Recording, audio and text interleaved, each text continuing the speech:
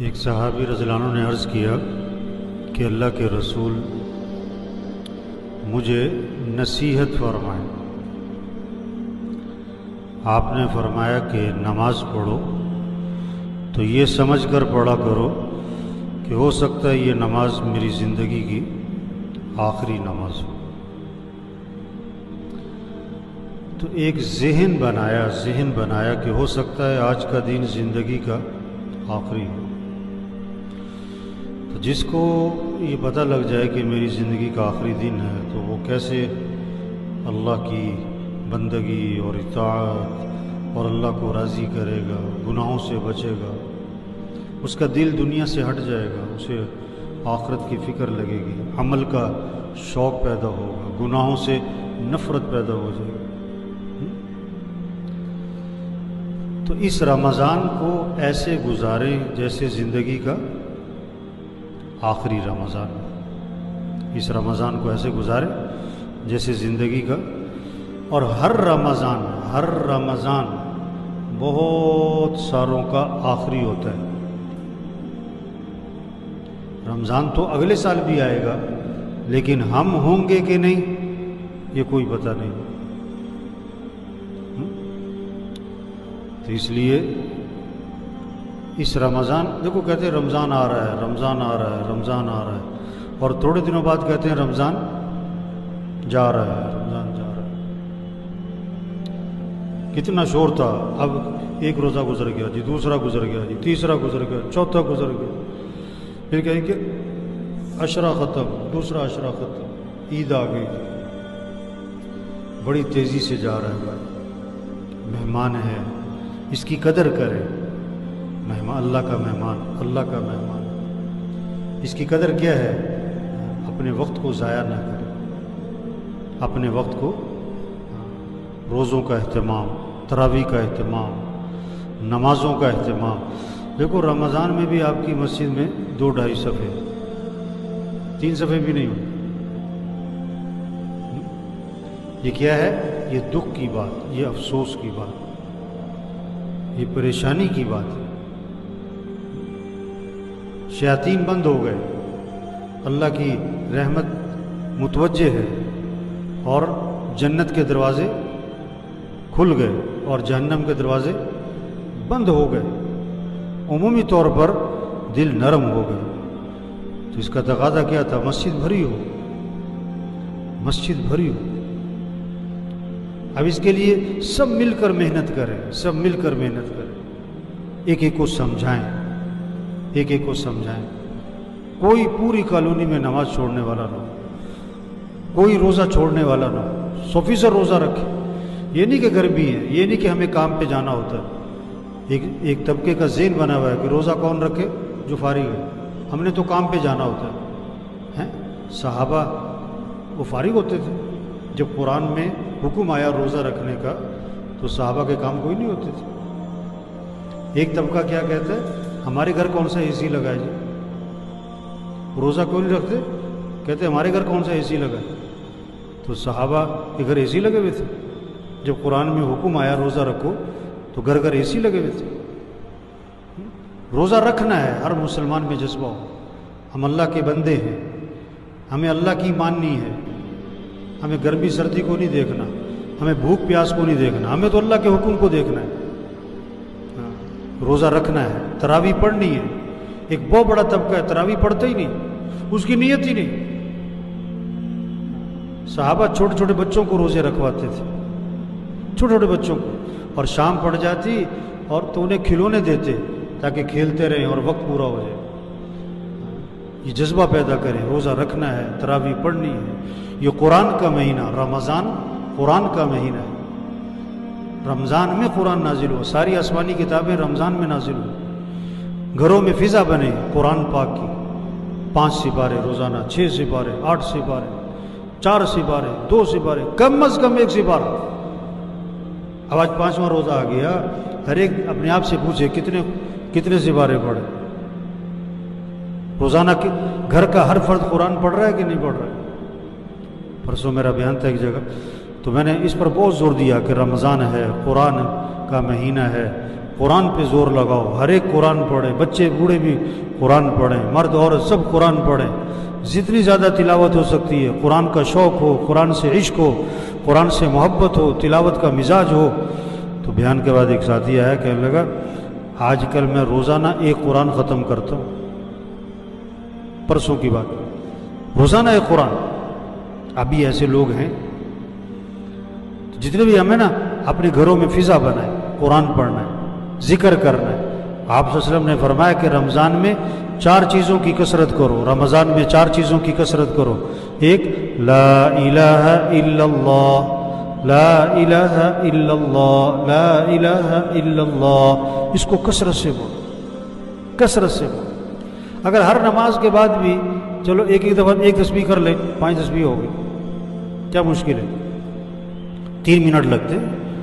آپ صلی اللہ علیہ وسلم نے فرمایا جو 100 مرتبہ پڑھے لا الہ الا اللہ، لا الہ الا اللہ 100 مرتبہ روزانہ، جب قیامت کے دن اٹھے گا تو اس کا چہرہ 14ویں رات کے چاند کی طرح چمک رہا ہو۔ گھر کا ہر فرد پڑھے۔ دوسرا، رمضان میں کثرت کرو استغفار کی، استغفر اللہ الذی لا الہ الا هو الحی القیوم واتوب الیہ، استغفر اللہ ربی من کل ذنب واتوب الیہ، رب اغفر وارحم وانت خیر الراحمین۔ کوئی بھی استغفار چھوٹا سا، استغفر اللہ، استغفر اللہ، استغفر اللہ، استغفر اللہ۔ بچوں کے ہاتھ میں تسبیح ہو، بوڑھوں کے ہاتھ میں تسبیح ہو، ذکر کی فضا بنے۔ تیسرا، رمضان میں اللہ سے مانگو کہ اللہ میرا ٹھکانہ جنت بنا دے۔ کامیابی کس کا نام ہے؟ جنت میں چلے جانا، جہاں ہر خواہش پوری ہوگی، جو مانگے گا ملے گا، جہاں ہمیشہ کی زندگی اور جوانی اور صحت اور خوشیاں، جہاں دودھ شہد شراب پانی کی نہریں، جہاں سونے چاندی کے محلات، یہ ہے کامیابی۔ اے اللہ میرا ٹھکانہ جنت بنا۔ چوتھا کہ اللہ مجھے جہنم سے بچا۔ ناکامی جہنم میں چلے جانے کا نام۔ ساری دنیا کا بادشاہ تھا، مر کے جہنم میں گیا، ناکام۔ 10 کنال کا بنگلہ تھا، مر کے جہنم میں گیا، ناکام۔ 4 کروڑ کی گاڑی تھی، مر کے جہنم میں گیا، ناکام۔ کہ اللہ مجھے جہنم سے بچا۔ تو یہ رمضان کا مہینہ، اس میں کثرت ہو لا الہ الا اللہ کی، استغفار کی، اللہ سے جنت کا مانگنا ہو اور جہنم سے پناہ مانگنا۔ دعاؤں کی فضا بنے۔ افطار کا وقت دعا کا وقت ہے، سحری کا وقت دعا کا وقت ہے۔ کم از کم 10 منٹ 15 منٹ گھر کا ہر فرد دعا مانگے۔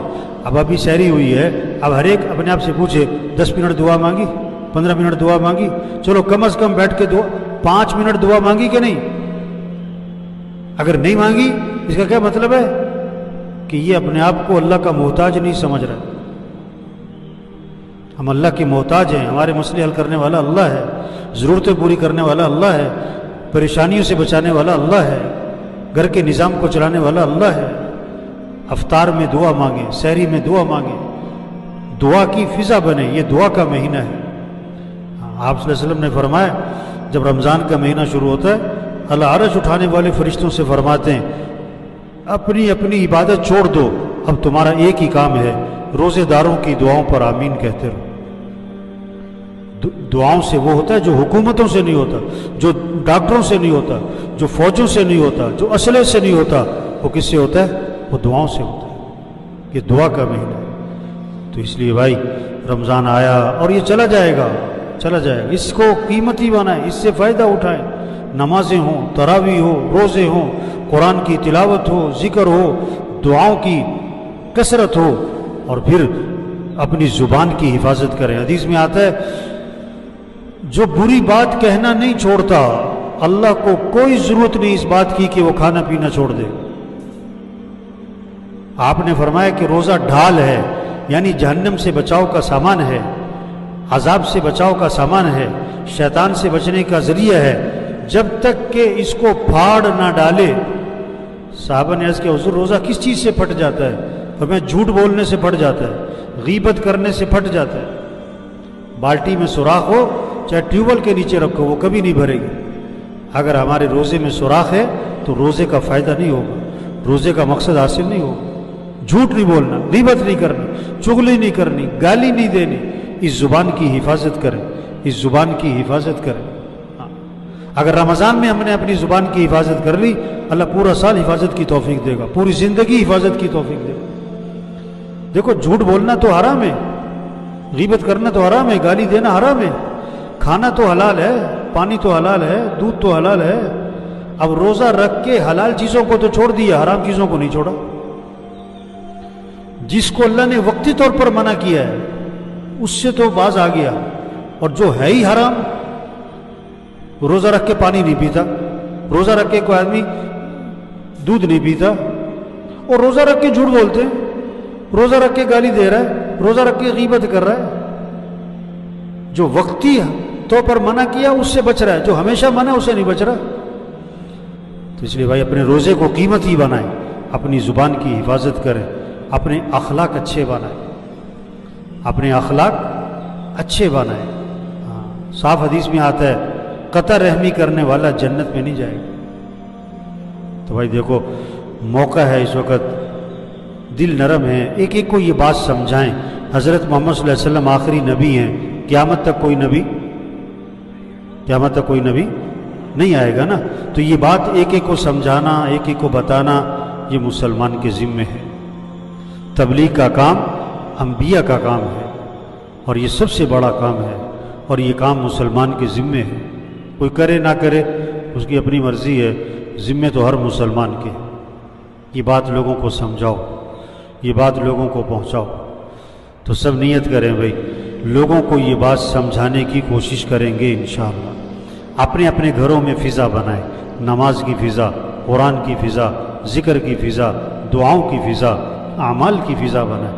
گھر کے سارے افراد اپنا نظام الاوقات بنائیں، یہ نہیں کہ سو رہے ہیں تو سو رہے ہیں، بیٹھیں تو بیٹھیں۔ اور سب سے بڑا نقصان کا جو سبب ہے اس وقت، اور سب سے بڑا جو نقصان کا آلہ ہے اور انسان کے وقت کو ضائع کرنے والی چیز ہے، وہ موبائل ہے۔ جسے دیکھو کس پہ لگا ہوا ہے؟ موبائل پہ لگا۔ صرف بچے نہیں، بڑے بھی، جسے دیکھو موبائل۔ روزانہ 4 5 6 گھنٹے لوگوں کے کس پہ لگ رہے ہیں؟ 4 5 6 گھنٹے لوگوں کے موبائل پہ لگ رہے ہیں۔ توبہ توبہ توبہ۔ جو وقت قرآن پہ لگتا، جو وقت ذکر پہ لگتا، جو وقت دعاؤں پہ لگتا، جو وقت وہ کہاں لگ گیا؟ موبائل۔ تو کم از کم اس رمضان کے مہینے میں کوشش کریں کہ موبائل سے جان چھوڑو۔ چھری کا استعمال غلط ہو تو جان کا خطرہ، اور موبائل کا استعمال غلط ہو تو ایمان کا خطرہ۔